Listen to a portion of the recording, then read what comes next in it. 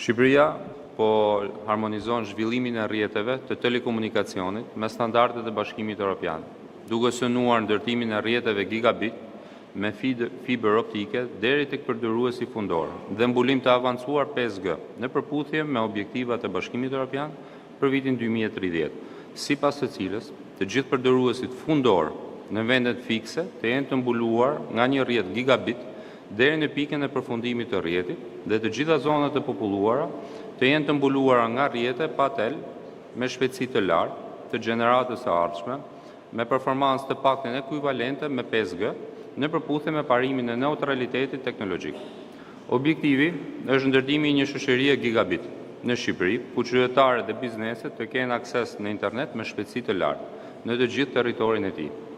Patjetër që Ministria, në zbatim të dhe vizionit të Kryeministrit për një shoqëri gigabit edhe në mbështetje të ofrimit të shërbimeve digjitale në sektorin publik dhe privat, ka hartuar kuadrin e plot ligjor dhe nënligjor për rrjete më të shpejta, më të sigurta dhe më të qëndrueshme